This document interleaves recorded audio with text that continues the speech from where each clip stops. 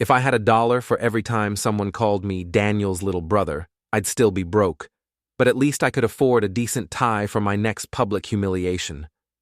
That's the thing about living in someone's shadow. You get used to the darkness. You tell yourself, it doesn't matter. You convince yourself that being the quiet one, the reasonable one, the IT consultant while your brother builds real estate empires is actually a choice you made. A noble choice. You're lying to yourself, of course, but lies are comfortable. They're soft. They let you sleep at night. Until the day your brother makes a joke in a hospital delivery room that tears your entire world apart. The fluorescent lights in Mercy General's maternity ward were the kind of harsh white. Anna had been in labor for 14 hours. 14 hours of her squeezing my hand hard enough to leave bruises. 14 hours of breathing exercises that did absolutely nothing. 14 hours of me being completely utterly useless while my wife went through something I couldn't even begin to understand. But when our daughter finally arrived, 6 pounds, 3 ounces, with a full head of dark hair and lungs, I forgot about the waiting, the helplessness, all of it. I was holding this tiny, perfect human being, and for the first time in my 38 years, I felt like maybe I'd done something right.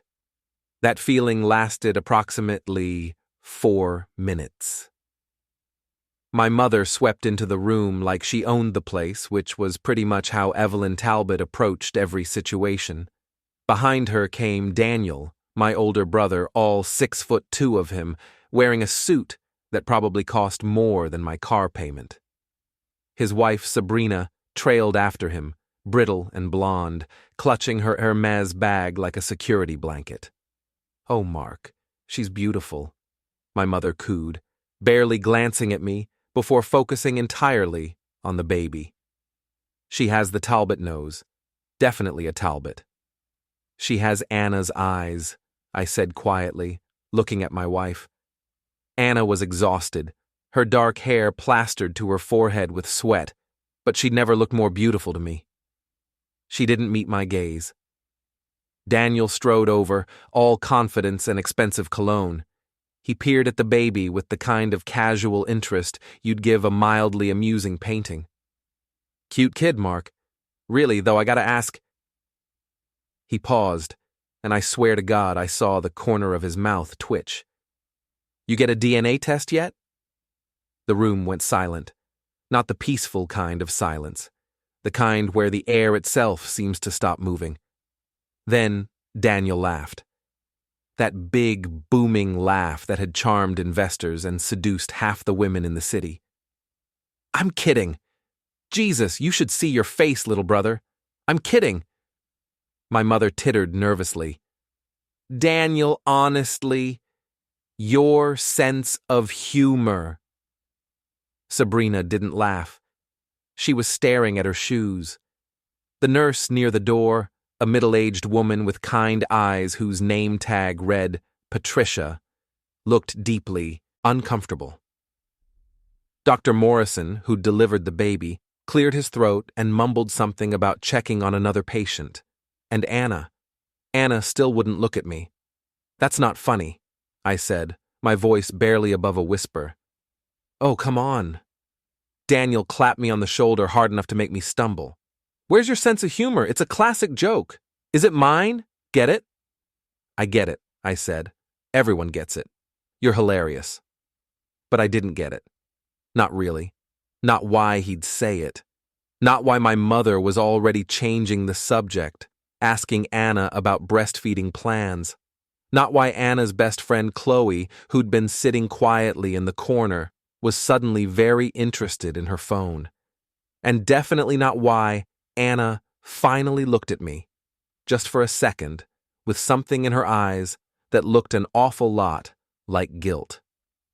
"Mark, honey, don't be so sensitive," my mother said, already cradling the baby like she was her own.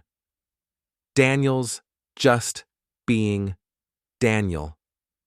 You know how he is." Yeah, I knew how he was. I'd known for 38 years. Daniel was the golden child, the one who could do no wrong, the one who turned every room he entered into his personal stage. And I was the supporting actor who was supposed to laugh at his jokes and be grateful for the attention. I'd played that role my whole life. But something about that joke, in that moment, with my newborn daughter in my arms and my wife refusing to meet my eyes. Something about it felt different, darker, like a door had opened just a crack and I'd glimpsed something horrible on the other side. "We should let them rest," Dr. Morrison said firmly, and I could have kissed him for it. "Family can visit during regular hours tomorrow." My mother protested, of course. She always did. But eventually, they filed out. Daniel still chuckling to himself, Sabrina silent, Chloe texting furiously, my mother already planning what she'd tell her bridge club about her new granddaughter. When the door finally closed, I turned to Anna. What was that about? What about? She wouldn't look at me. She was staring at the ceiling tiles like they held the secrets of the universe. Daniel's joke. Why would he say that? Mark, he was just being an idiot. You know how he is. He thinks he's funnier than he actually is. You didn't laugh. I was exhausted. I just gave birth. I'm not exactly in a laughing mood. She had a point. I was being paranoid. Daniel was always an ass. That was just his personality. The joke was in poor taste, sure, but that was Daniel. Poor taste was his brand. I pushed the thought away and focused on our daughter, on this perfect little person who was depending on us now. On me. What should we name her? I asked softly. Anna finally looked at me. I was thinking Emma. Emma Rose. Emma Rose Talbot. I tested the name out. It's perfect. For a moment, everything felt right again. Normal.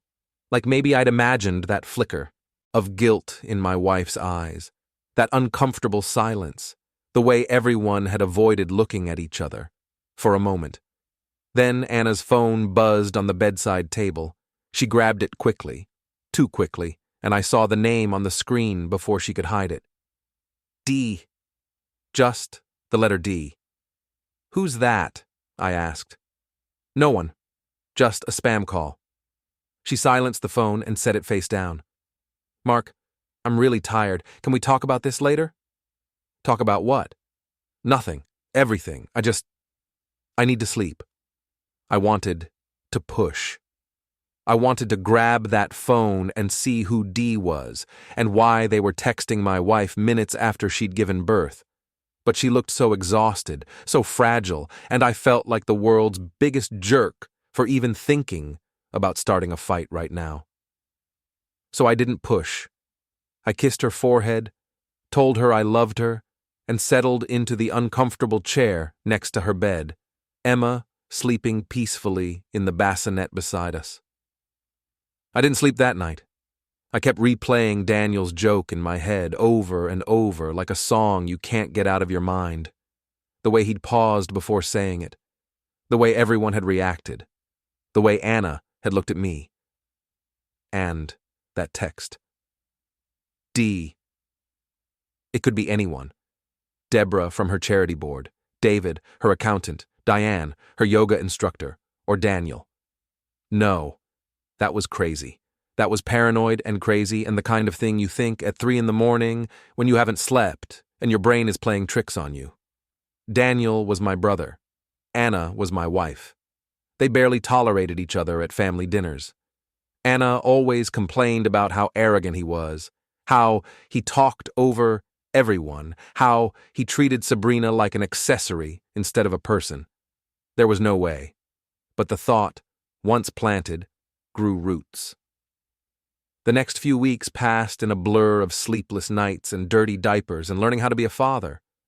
Anna seemed distant, but I chalked it up to postpartum exhaustion. Everyone said the first few months were the hardest. Everyone said it was normal for new mothers to be withdrawn, emotional, not quite themselves. Daniel kept sending texts, little jokes, mostly. "How's fatherhood treating you?" with a winking emoji. "Emma getting big, must be eating her vegetables," with a laughing face. "Sabrina says we should have one. Think I'm ready for that responsibility?" Each text felt like a needle under my skin, but I couldn't explain why. They were just normal brother texts. Annoying, sure, but normal. Then I found Anna's other phone. It was stupid luck, really. I was looking for the charger for my laptop, digging through the drawer in Anna's nightstand, and there it was. A cheap prepaid phone, the kind you buy at gas stations with cash. My hands were shaking when I turned it on. The texts were all from D. Hundreds of them. Going back months, years. Can't stop thinking about last night. When can I see you again? Tell Mark you have a charity meeting. God, you're beautiful. I need you. I scrolled back further. The texts went back 3 years. 3 years of my wife having an affair with someone whose name started with D. I felt like I was drowning. Like someone had filled my lungs with concrete and pushed me into deep water. There were photos, too. Anna in lingerie I'd never seen, Anna in hotel rooms I didn't recognize, and one photo, just one, that made my blood turn to ice. Anna and Daniel, his hand on her face, her eyes closed, kissing. My brother, my wife, for 3 years. I don't remember dropping the phone. I don't remember sitting down on the floor. I don't remember starting to cry. But I remember the rage. Oh, I remember the rage. It started as a small flame in my chest and grew into an inferno that consumed everything else. Every memory, every moment, every time I'd felt like the lesser brother, the overlooked one, the one who didn't matter. It all fed the fire. Daniel had taken everything from me my whole life. My parents' attention, my confidence, my sense of self-worth. And now, he'd taken my wife, my marriage, my daughter. Because if they'd been together for 3 years, if those texts went back that far, then Emma might not be mine. The thought was a knife through my heart. But once I thought it, I couldn't unthink it. Daniel's joke in the hospital suddenly made perfect sense. It wasn't a joke at all. It was him gloating, rubbing it in my face, seeing if I'd figure it out. And everyone else, my mother, Sabrina, Chloe, they all knew. They had to. That's why the room had gone silent. That's why no one had laughed. They all knew, and they'd all been waiting to see if I'd finally catch on. I was the last one to know. The punchline of a joke I hadn't even realized was being told. I picked up the phone again. My hands were steady now. The rage had burned through the shock and left something cold and hard behind.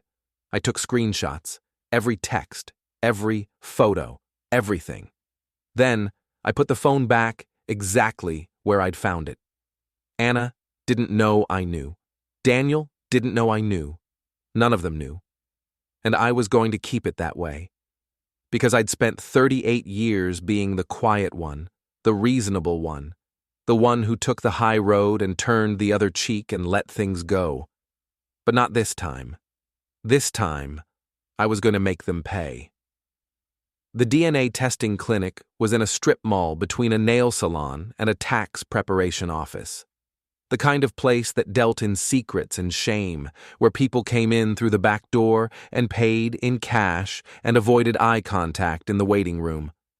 I'd made the appointment under a fake name, used a prepaid credit card, brought Emma in myself, telling Anna I was taking her to the pediatrician for a checkup. The lies came easy now. Funny how that works. You spend your whole life trying to be honest, trying to be good, and then one day you discover your entire life has been a lie, and suddenly lying feels as natural as breathing. The nurse who took the samples, a tired-looking woman in her 50s, didn't ask questions. She swabbed Emma's cheek, swabbed mine, labeled everything carefully, and told me results would be ready in 3 to 5 business days. You can call or come in person, she said. We don't email results for privacy reasons. I'll come in person, I said. Emma gurgled happily in her carrier, completely unaware that her entire existence hung in the balance. That she might not be mine. That the man she'd grow up calling Daddy might be nothing more than a placeholder, a joke, a patsy. I loved her so much it hurt, and the thought that she might not be mine, biologically, genetically, whatever, made me want to burn the entire world down. Those 3 days were the longest of my life. I went through the motions, went to work, fixed computers, smiled at clients, pretended everything was normal, came home, kissed my wife, held my daughter, pretended I didn't know what I knew. Anna could tell something was wrong. She kept asking if I was okay, if something was bothering me. I told her I was just tired. New father exhaustion. Perfectly normal. She seemed relieved, like she'd been worried I'd figured something out but was happy to accept the easy explanation. Daniel came over for dinner on the 3rd night. Anna had insisted. Family dinner, she'd called it. Sabrina came too, looking more brittle than usual, drinking wine like it was water. So, little brother, Daniel said, cutting into his steak with the kind of aggressive precision that made me want to stab him with my fork. How's fatherhood treating you? It's great, I said evenly. Emma's perfect. She really is. He smiled at Anna. You two make beautiful babies, must be good genes. Anna laughed, actually laughed, like it was funny. Like my brother wasn't sitting at my table, eating my food, screwing my wife, and joking about it to my face. How's the real estate business? I asked, keeping my voice casual. Booming. Just closed a deal on that development in Riverside. 40 million. Not bad for a week's work. 40 million, I repeated. That's impressive. Well, you know me, I don't do anything small. He winked at Anna. She blushed. Actually blushed. Sabrina poured herself more wine. I excused myself to check on Emma, who was sleeping peacefully in her crib upstairs. I stood there for a long time, watching her breathe, her tiny chest rising and falling. Please be mine, I whispered. Please. But I already knew. Deep down, in that place where you know things before you can prove them, I already knew. The clinic called on the 4th day. Results were ready. I left work early, told Anna I had a client meeting, and drove to the strip mall with my hands gripping the steering wheel so hard my knuckles turned white. Dr. Levin met me in his office.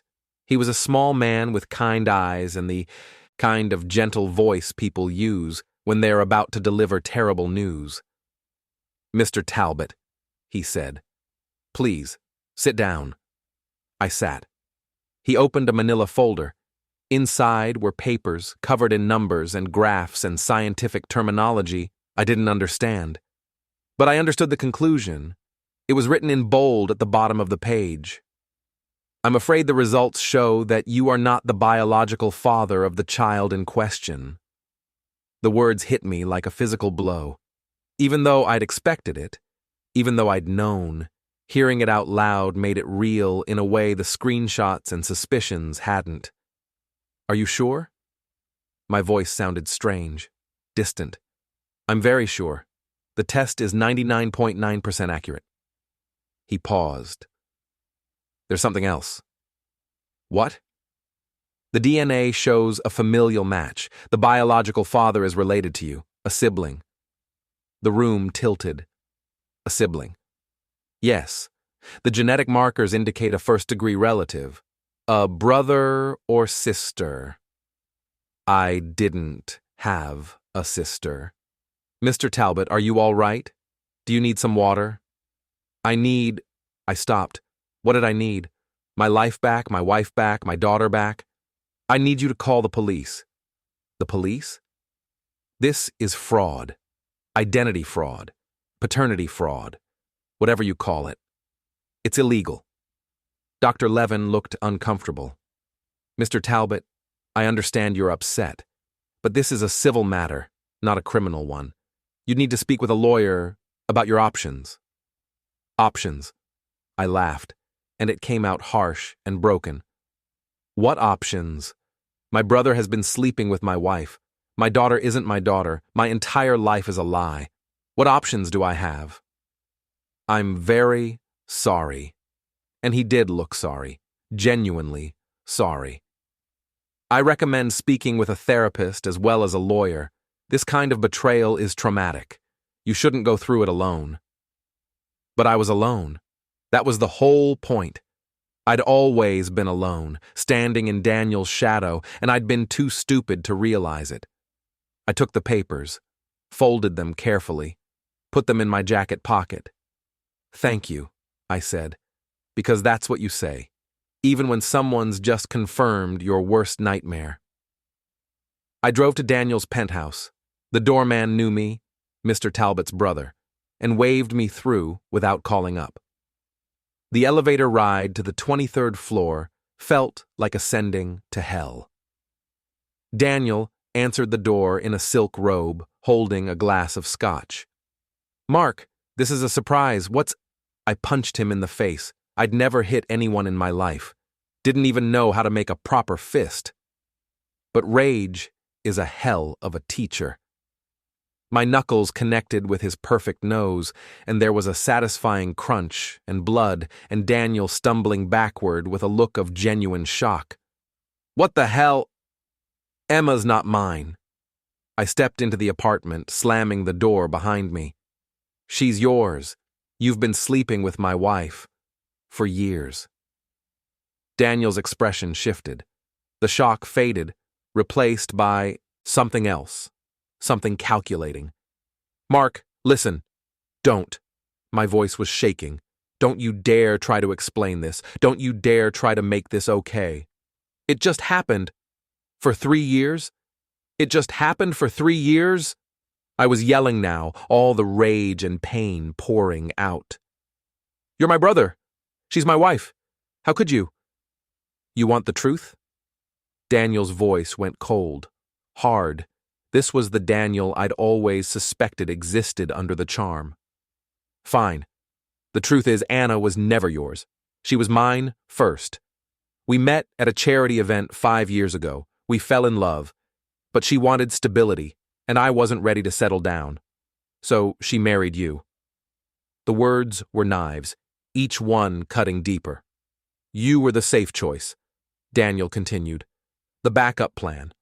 The guy who'd worship her and never ask questions. And it worked great until I realized I actually wanted her. So I took her back. You took her back. Yeah, I did. Because I could. Because she wanted me to. Because you were never really in the picture, little brother. You were just keeping the seat warm. I wanted to hit him again. I wanted to kill him.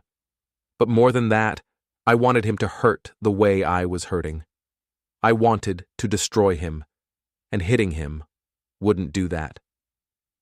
Get out of my apartment, Daniel said, dabbing at his bloody nose with his silk robe. Before I call the cops. I left, but not because he told me to, because I had a plan forming, a terrible, beautiful plan. I went home. Anna was in the kitchen making dinner. Emma was in her bouncer cooing happily. Hey, Anna said, smiling. How was your day? Fine. I kissed her cheek. She smelled like vanilla and lies. Actually, I need to talk to you about something. Her smile faltered. Okay? I pulled out the DNA test results, laid them on the counter. She went pale. Mark, is there anything you want to tell me?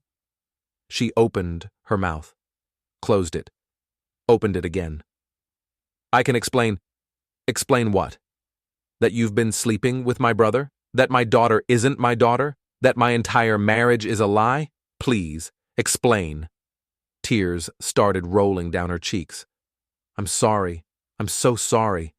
I never meant for this to happen. But it did happen. For 3 years.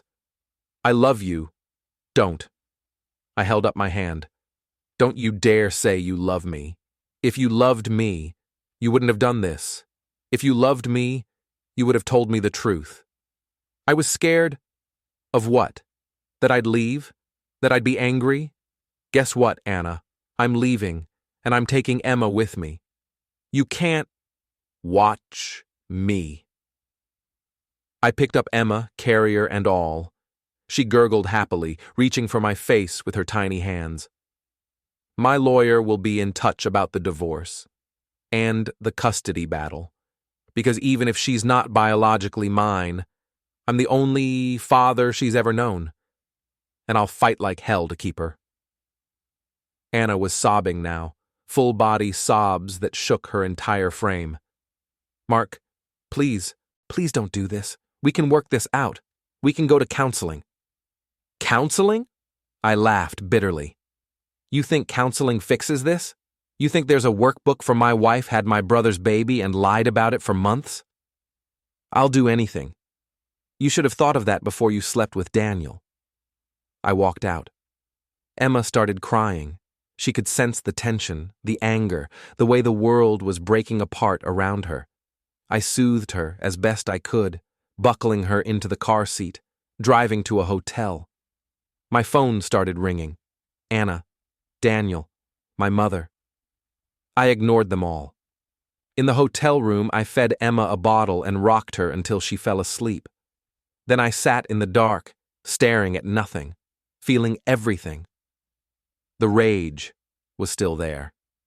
But now it had direction, purpose. I wasn't going to just leave Anna and Daniel to their affair. I wasn't going to quietly divorce and disappear and let them win. I was going to destroy them both. Systematically, completely. I was going to take everything they cared about and burn it to the ground. And I was going to enjoy every second of it. My friend Pete showed up at the hotel the next morning with coffee and bagels and the kind of world-weary expression that came from 20 years of marriage and 3 kids. You look like hell, he said, handing me a large black coffee. I feel like hell. Anna called me, said you took Emma and left, said you wouldn't answer your phone. She tell you why I left? Pete settled into the chair across from me, Emma sleeping peacefully in her carrier between us. She said you had a fight, that you found out something that upset you. That's one way to put it. I took a long drink of coffee. It was still too hot, burned my tongue, but I didn't care. She's been sleeping with Daniel for 3 years. Emma's his. Pete's eyes went wide. Jesus Christ. Yeah. Are you sure? I showed him the DNA test results, watched his expression shift from disbelief to anger to something like pity. Mark, I don't even know what to say. There's nothing to say. It is what it is. What are you going to do? Honestly, I'm going to make them pay. I said it calmly, matter-of-factly, like I was discussing the weather. Pete looked worried. Mark, I get that you're angry. You have every right to be. But don't do anything stupid. I'm not going to do anything illegal. I'm just going to make sure everyone knows what they did. I'm going to make sure they lose everything that matters to them. Revenge doesn't fix things. I don't want to fix things. I want to break them. Pete sighed. Look, I'm your friend. I'll support you no matter what. But be careful. People like Daniel, people with money and power, they don't go down easy. Good, I said. I don't want easy. I want them to fight. I want them to struggle. I want them to feel a fraction of what I'm feeling right now. The first step was gathering evidence.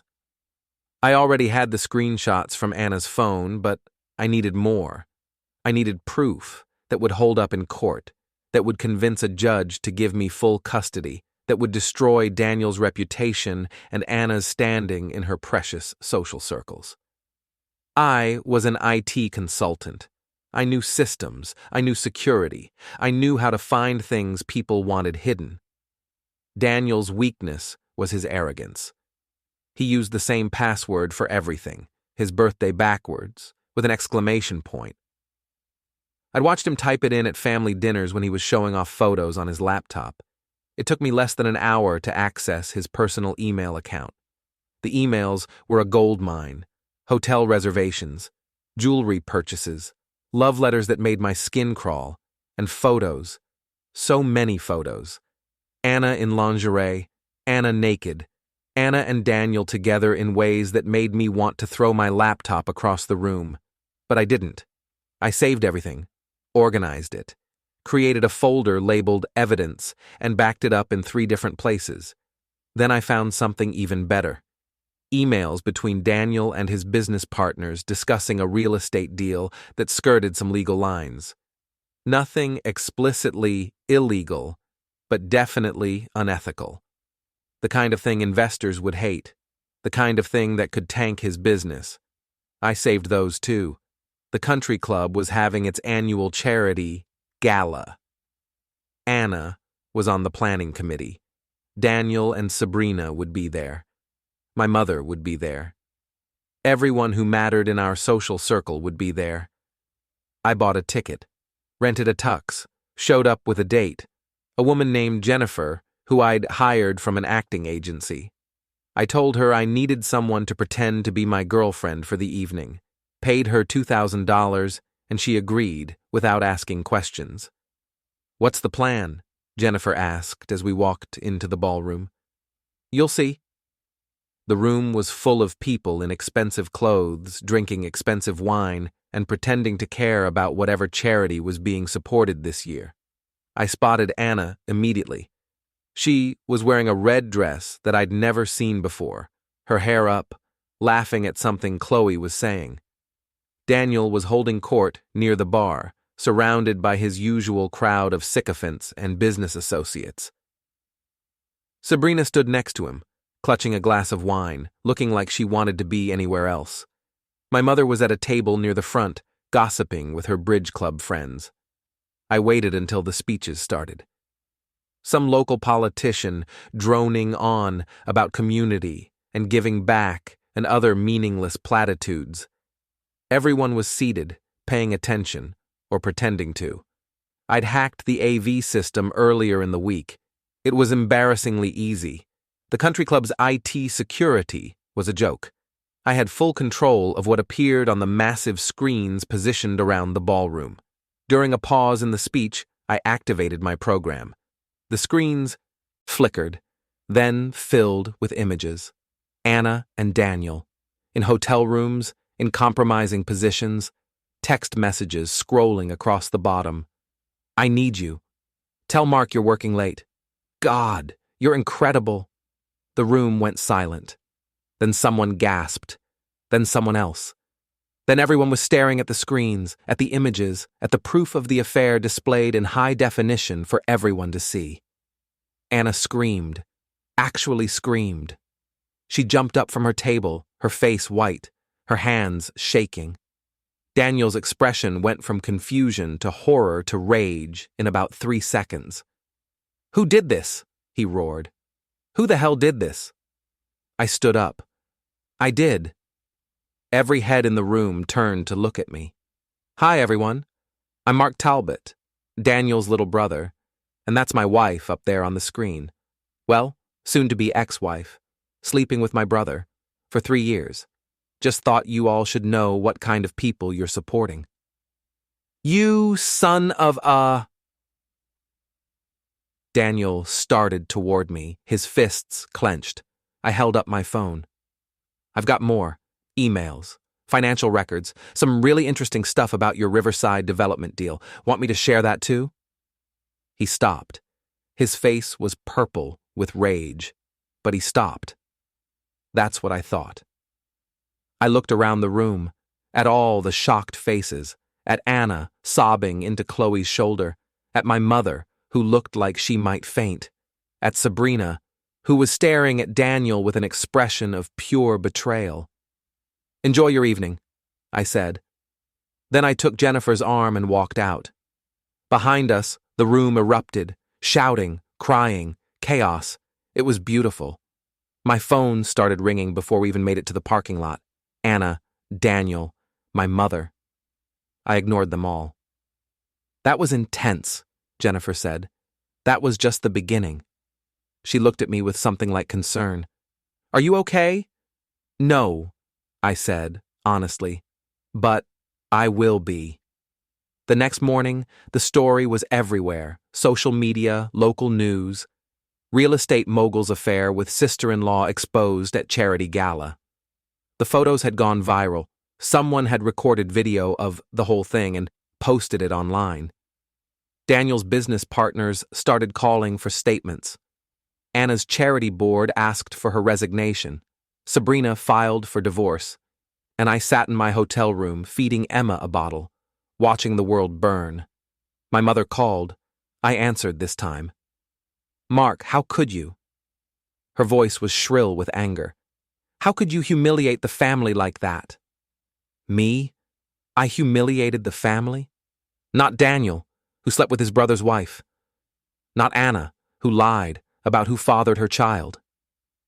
That was a private matter. It stopped being private when they made me the joke. When Daniel made that comment in the hospital. When everyone knew except me. You knew, didn't you, Mom? Silence. You knew, I said. And you didn't tell me. You let me keep living the lie. I thought it was better if... You didn't know.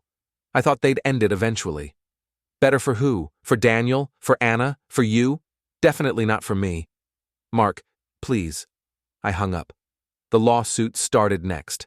Anna filed for custody of Emma. Daniel threatened to sue me for defamation, though his lawyers must have told him he didn't have a case because that went nowhere. My lawyer, a shark of a woman named Patricia Chen, who I'd hired specifically because she had a reputation for destroying people in divorce court, filed countersuit for full custody, citing the affair, the deception, and Anna's emotional instability. This is going to get ugly, Patricia warned me.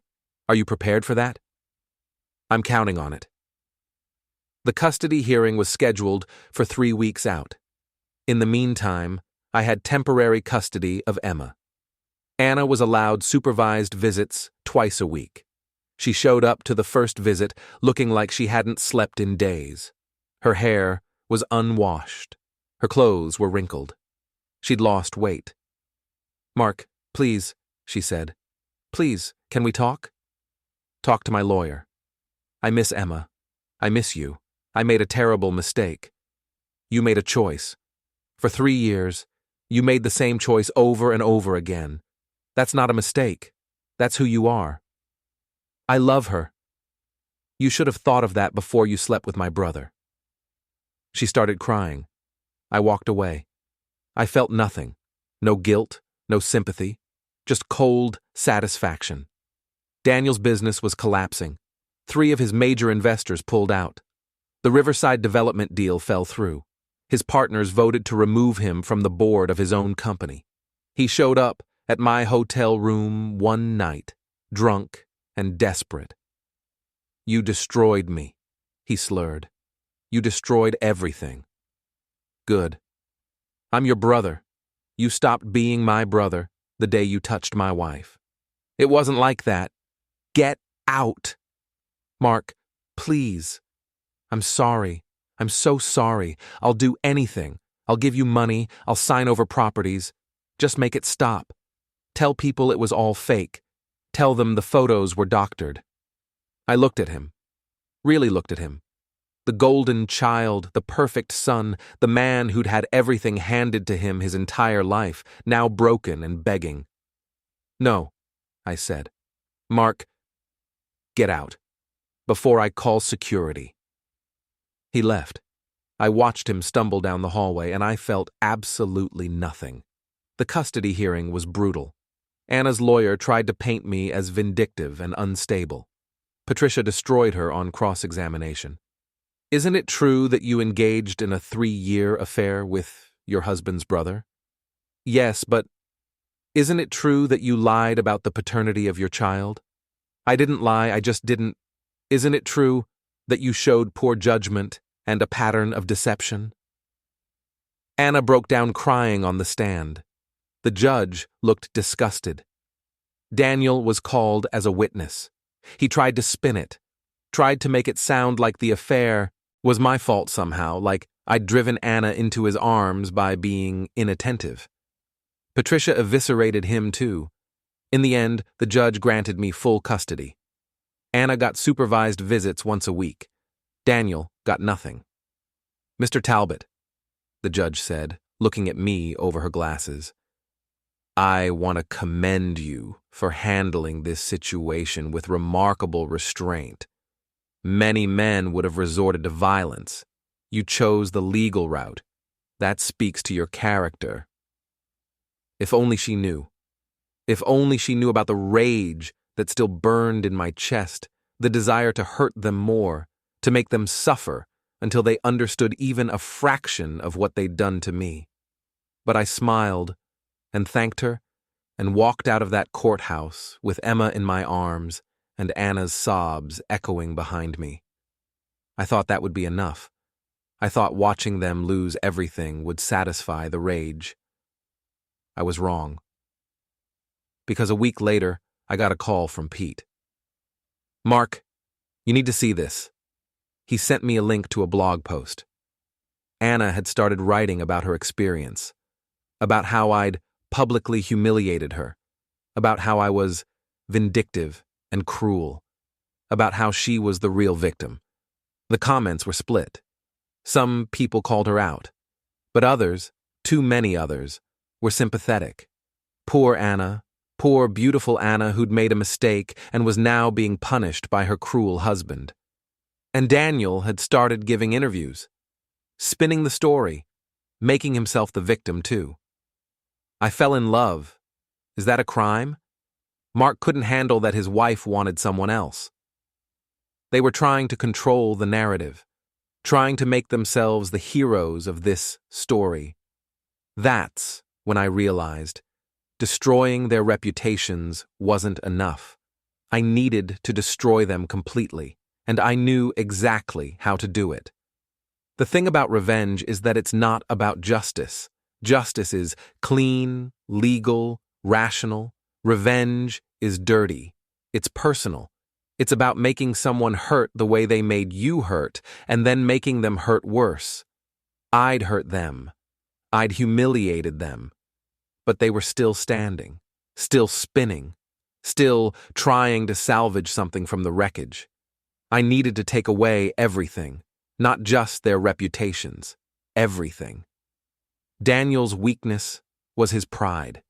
His identity was wrapped up in being successful, powerful, the golden child who could do no wrong.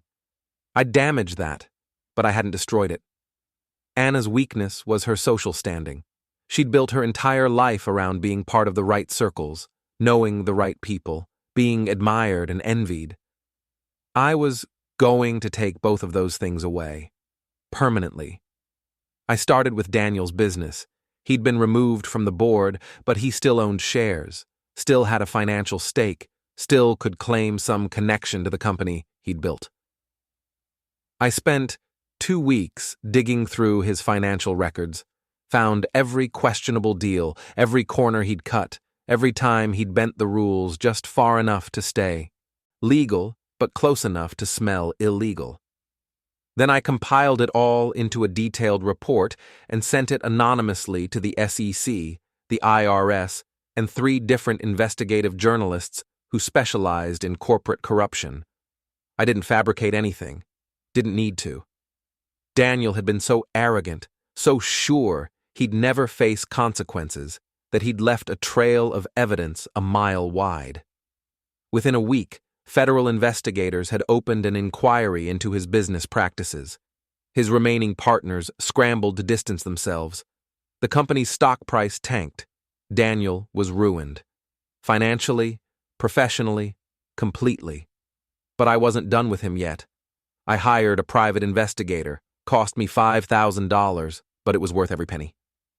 Turns out Daniel had been sleeping with more than just Anna. There was his secretary, a woman from his gym, 2 different clients, and This was the kicker, his business partner's wife. I gathered all the evidence, photos, emails, hotel receipts. Then I sent it to everyone who needed to see it. The business partner, the secretary's husband, the gym woman's boyfriend. Daniel's phone must have been ringing off the hook. Angry spouses, threats of lawsuits, his carefully constructed life imploding from every direction. I imagined him sitting in his penthouse, which he'd have to sell soon to pay his legal fees, watching everything fall apart. And I smiled. Anna was harder. She didn't have a business to destroy, but she had her social circle, her charity work, her carefully curated image as a good person who cared about important causes. I started attending the charity meetings, the ones Anna had been forced to resign from. I volunteered, donated money, made myself useful, and I talked. Not gossip, exactly, just honest observations. It's such a shame about Anna. The affair was bad enough, but lying about paternity? That's a whole other level. I heard she's writing blog posts painting herself as the victim. Can you imagine? After what she did? Daniel's under federal investigation now. She must have known about his shady business practices. Makes you wonder if she was involved. I planted seeds, let other people water them. Watched as Anna's remaining friends started to distance themselves. Watched as invitations stopped coming. Watched as her social media following dwindled. She tried to fight back, posted more blog entries, tried to tell her side of the story. But the internet is unforgiving, and once you're labeled as the villain, there's no coming back. The final piece was my mother. She'd called a few times since the custody hearing, left voicemails. "Mark, please, we need to talk. You're still my son." But she'd chosen Daniel. She'd always chosen Daniel. And she'd known about the affair and said nothing. I invited her to lunch. She showed up looking hopeful, like maybe I was ready to forgive and move on. "Thank you for meeting me," she said. "I've been so worried." "I'm not here to reconcile," I said. "I'm here to tell you that you're not going to see Emma anymore." Her face fell. "Mark, you can't." "I can. Legally, I have full custody. I decide who gets access, and you don't. She's my granddaughter. She's Daniel's daughter. You want to see her? Tell Daniel to get a paternity test and sue for custody." "Oh, wait. He can't, because that would require him to publicly admit he fathered his brother's wife's child, and that would destroy what little reputation he has left. This is cruel. This is consequences. You chose Daniel over me my entire life. You knew about the affair and said nothing. You enabled them. Now you get to live with that choice." "Mark, please." I stood up. "Goodbye, Mom." I walked out. She didn't follow. 3 months after the charity gala, Daniel's penthouse was foreclosed on. He moved into a one-bedroom apartment in a bad part of town. His car was repossessed. He was facing multiple lawsuits and a federal investigation that would probably result in prison time. Anna was living with Chloe, who was the only friend who'd stuck by her, and even that relationship was strained. She'd lost her charity positions. Her social media accounts were full of hate comments. She'd tried to get a job and found that no one wanted to hire that woman from the scandal. Sabrina had taken Daniel for everything in the divorce. She'd gotten the house, the cars, most of the money that wasn't tied up in legal fees. Last I heard, she'd moved to California and was dating a tech entrepreneur. My mother was still calling, still leaving voicemails. I never answered. And me? I had Emma. I had my job.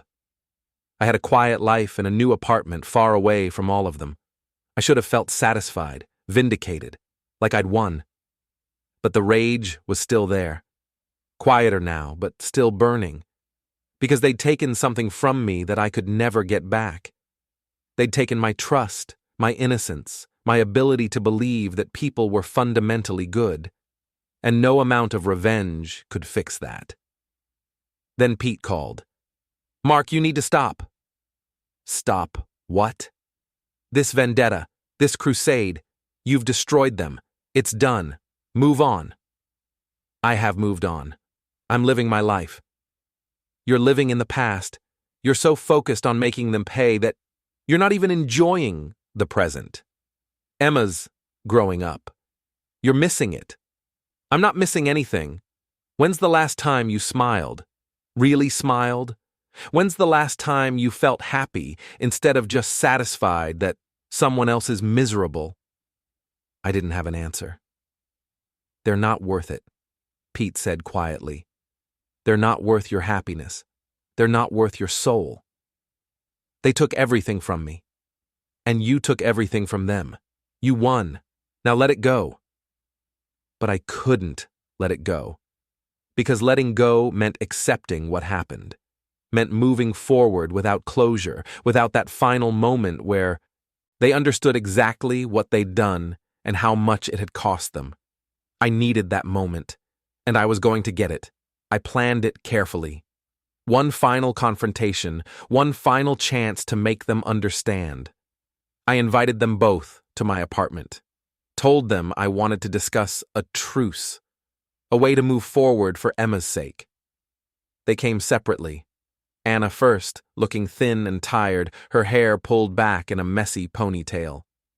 "Thank you for agreeing to meet," she said. "I've been wanting to talk." "Wait," I said. "Daniel's coming too." Her face went pale. "Mark, I don't think—" The doorbell rang. I opened it. Daniel looked worse than Anna. His expensive clothes were gone, replaced with jeans and a wrinkled button-down. He'd lost weight. Had dark circles under his eyes. "What's she doing here?" he demanded. "Sit down," I said. "Both of you." They sat, on opposite ends of my couch, not looking at each other. Emma was asleep in her crib in the bedroom. I'd planned it that way. This conversation wasn't for her. "I want you both to understand something," I said. "I didn't destroy your lives because I'm vindictive. I destroyed your lives because you destroyed mine." "Mark," Anna started.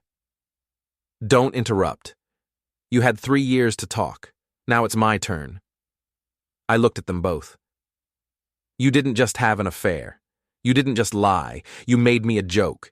You made me the fool who didn't know his wife was sleeping with his brother, who didn't know his daughter wasn't his daughter. You humiliated me in front of everyone I knew." "We didn't mean—" Daniel tried. "You did mean it. That joke in the hospital? That was you gloating. That was you seeing if I'd figured it out. You wanted me to know on some level. You wanted me to feel inferior, because that's what you've always done.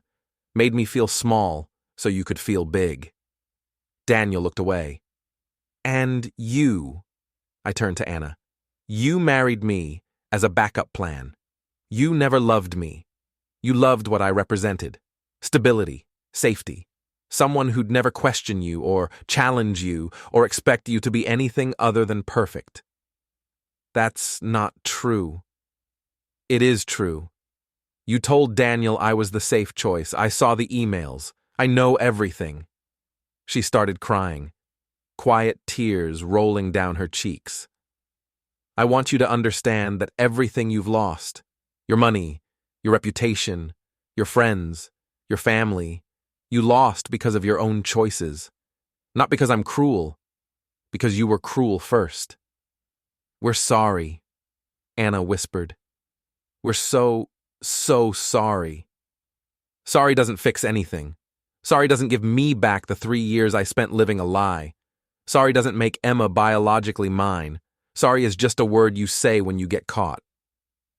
"What do you want from us?" Daniel asked. His voice was hollow, defeated.